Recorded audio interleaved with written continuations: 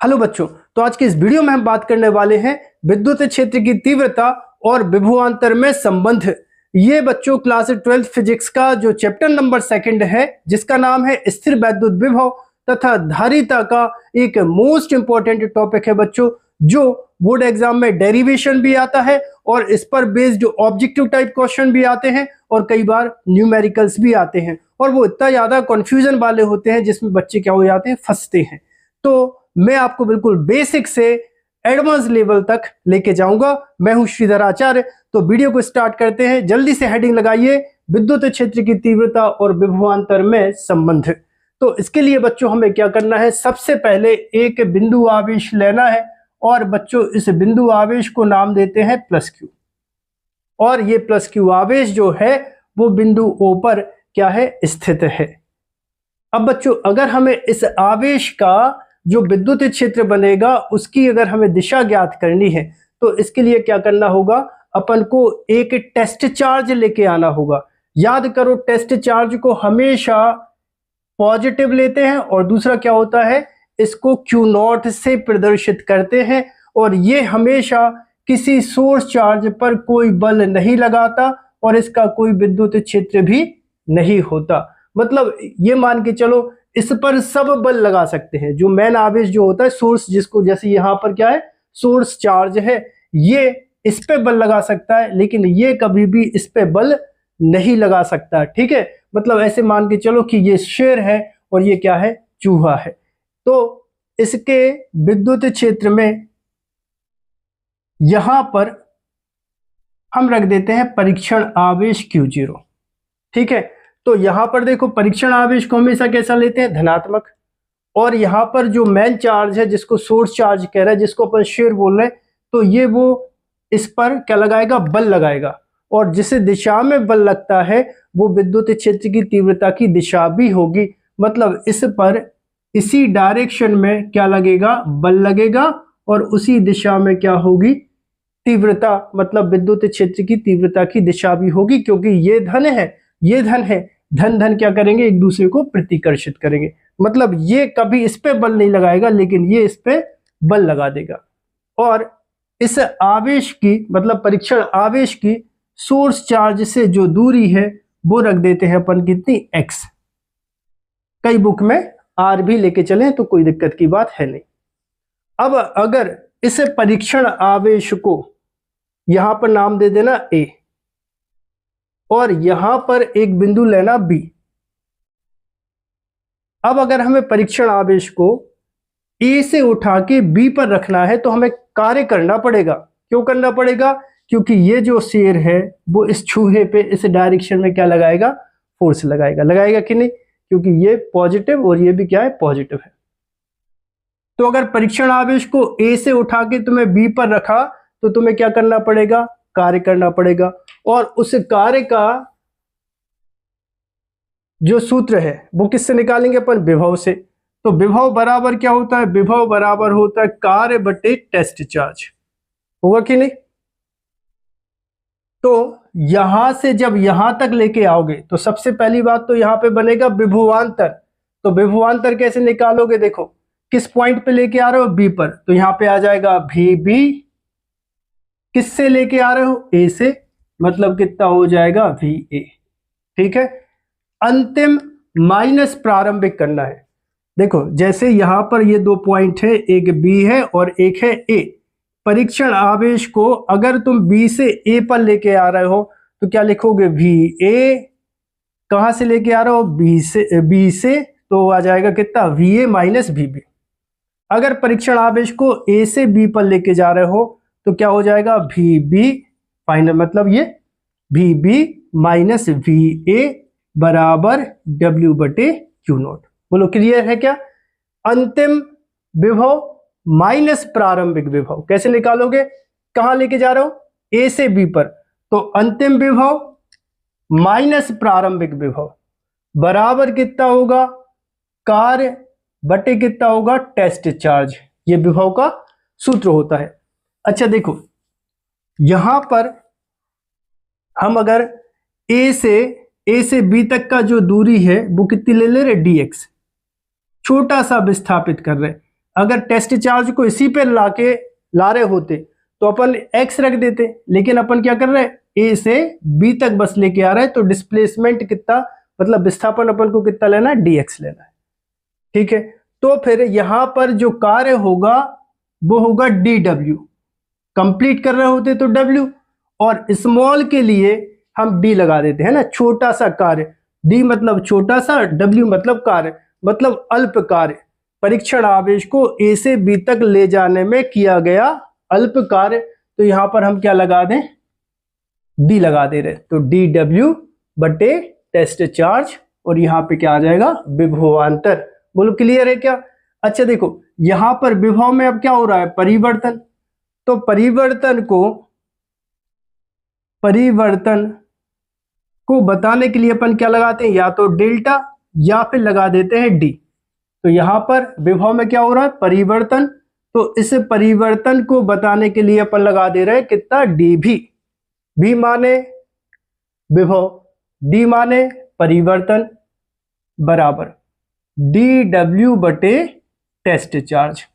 तो जब कार्य के बराबर करोगे तो ये आ जाएगा Q नॉट इंटू dv, और ये बना समीकरण नंबर 1। बोलो क्लियर है क्या इतना सब? ठीक है। और बच्चों यहां तक अगर आप आ गए हो, मतलब वीडियो आप सभी को अच्छा लग रहा है, तो वीडियो को एक लाइक करके और एक प्यारा सा छोटा सा कमेंट करके अपनी उपस्थिति दर्ज करा दीजिए कि आप सब उपस्थित हैं। ठीक है, यही मेरी गुरु दक्षिणा भी है। भाई आपसे गुरु दक्षिणा में क्या ले सकता हूँ, एक छोटा सा लाइक ले सकता हूँ, एक छोटा सा प्यारा सा एक कमेंट कर दीजिए। अब देखिए, क्या ये कार्य उस कार्य के बराबर होगा? सर कौन सा कार्य? अरे बेटा, कार्य का एक और सूत्र होता है, कार्य बराबर बल गुणित विस्थापन, याद है क्या? कार्य बराबर क्या, बल गुणा करके विस्थापन, ऐसा सूत्र क्लास 11th में आपने पढ़ा होगा। ठीक है, अब यहां पर क्या कर रहे हैं अपन, अल्प कार्य कर रहे हैं, तो ऐसा लिखो, परीक्षण आवेश को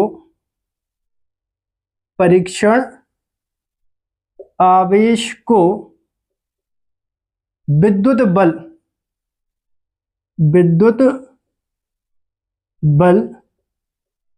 के विपरीत ए से, ठीक है, बी तक ले जाने में किया गया कार्य।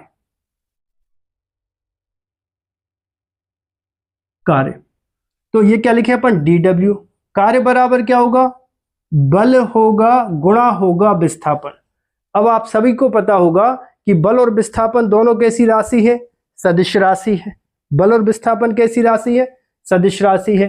तब हम इसको लिख सकते हैं F वेक्टर, और यहां पे आ जाएगा dx वेक्टर। और बल और विस्थापन के बीच में कोण कितना बनेगा, बोलो जरा, बल और विस्थापन के बीच में कोण कितना बनेगा, 180 डिग्री। भाई देखो, जो विद्युत बल है वो लग रहा है इस दिशा में, विद्युत बल है ना, इसके द्वारा जो विद्युत बल है, मतलब इस पे जो लगाया गया बल है वो है ये डायरेक्शन, इस डायरेक्शन में, ये है विद्युत बल की डायरेक्शन। और परीक्षण आवेश को अपन लेके जा रहे हैं इस डायरेक्शन में, तो यहां पर थीटा की वैल्यू कितनी हो जाएगी, 180 अंश होगा कि नहीं, क्योंकि बल और विस्थापन आर इन अपोजिट डायरेक्शन। तो इसको हम लिख सकते हैं dw बराबर f dx cos 180 डिग्री। ठीक है, ये वेक्टर और डॉट हटाते तो cos आता है, बल और विस्थापन विपरीत है तो 180 आ गया। अब मुझे ये बताओ, cos 180 का मान कितना होता है, -1, तो यहां पे कितना हो जाएगा, dw बराबर f dx, और यहां पे आ गया -1, तो ये हो जाएगा dw बराबर -f dx, और ये दिया समीकरण नंबर 2। तो क्या ये कार्य और ये कार्य बराबर है? बोलो, क्या ये कार्य और ये कार्य बराबर है? एक ही तो है भाई, ये कार्य बोलो ये कार्य बोलो, एक ही बात है। तो इसको अपन क्या लिखें, समीकरण नंबर, इसको हम लिखेंगे समीकरण 1 व समीकरण 2 से, दोनों को बराबर करें तो ये हो जाएगा, देखो यहां पर कितना है क्यू नॉट, फिर है डी वी बराबर कितना माइनस एफ और इनटू आ जाएगा कितना डी एक्स। क्लियर? ओके, तो यहां पर मैं थोड़ी सी जगह बना लूं अपने लिए अपने लिए नहीं, मतलब पढ़ाने के लिए जगह तो मुझे बनानी है, लेकिन आप सबके दिल में कि मैं आप सभी को बहुत अच्छे से पढ़ा पाऊं, आप सबको बहुत अच्छी तरक्की दिला पाऊं। अब बच्चों, परंतु विद्युत क्षेत्र की तीव्रता, विद्युत क्षेत्र की तीव्रता, अगर इस पर जो विद्युत क्षेत्र है उसकी वैल्यू निकालें तो क्या निकलेगी, E बराबर एफ बटे क्यू नॉट। ठीक है, इस सूत्र को मैंने फर्स्ट चैप्टर में निकाल के बताया था, डिस्क्रिप्शन में लिंक है, तो वहां से आप वो वीडियो जरूर देखना। तो एफ के बराबर करोगे तो कितना हो जाएगा, क्यू नॉट इंटू ई हो जाएगा। ठीक है, तो ये वैल्यू एफ की जगह रख दो, तो ये बनेगा कितना, क्यू नॉट ई बराबर एफ की value minus Q naught E into आ जाएगा डी एक्स। यहां क्यू नॉट से क्यू नॉट को कैंसिल कर दो, तब बनेगा क्या गड़बड़ है, क्यू नॉट यहां पे डी वी आएगा। ठीक है, क्यू नॉट फिर डी वी एफ की वैल्यू और फिर कितना D X, Q naught cancel. So अब यहां पर विद्युत क्षेत्र निकालना अपन को, तो विद्युत क्षेत्र E बराबर कितना होगा, E को यहीं रखो, dx को बटे में लेके आओ तो कितना हो जाएगा, dv बटे कितना हो जाएगा dx और ये माइनस साइन। सो बच्चों, ये विद्युत क्षेत्र की तीव्रता और विभवांतर में संबंध है। ये क्या है, विभवांतर, और ये क्या है, विद्युत क्षेत्र की तीव्रता। और बच्चों, इसी को फिर हम विभव प्रवणता के नाम से जानते हैं। वीडियो को पॉज करके इतना जल्दी से नोट करो, फिर आगे एक और बात बताऊं मैं आप सभी को। ठीक है, हेडिंग लगाना विभव प्रवणता, इसी के साथ में अपन और आपको बेसिक चीजें और बता दे रहा हूं। हेडिंग लगाना विभव प्रवणता, विभव प्रवणता। ठीक है, इससे ऑब्जेक्टिव टाइप जो क्वेश्चन है बोर्ड एग्जाम में कई बार आते हैं। तो क्या बोलोगे, विद्युत क्षेत्र में, इसके आवेश के चारों ओर क्या है, एक विद्युत क्षेत्र है, तो विद्युत क्षेत्र में दूरी के साथ, dx क्या है, दूरी के साथ विभव में परिवर्तन को क्या कहते हैं, विभव प्रवणता कहते हैं। और बच्चों, इसके साथ ही आपको याद रखना है कि विभव प्रवणता एक सदिश राशि है जिसकी दिशा निम्न विभव से उच्च विभव की ओर होती है। इस साइड होगा उच्च विभव, इसके कारण बनेगा विभव, तो इस साइड होगा निम्न विभव और इस साइड होगा उच्च विभव, तो इसकी दिशा हमेशा निम्न विभव से उच्च विभव की ओर होगी। अगला क्वेश्चन बनेगा बच्चों, विद्युत क्षेत्र की तीव्रता का मात्रक। यहां पर लिखना विद्युत क्षेत्र की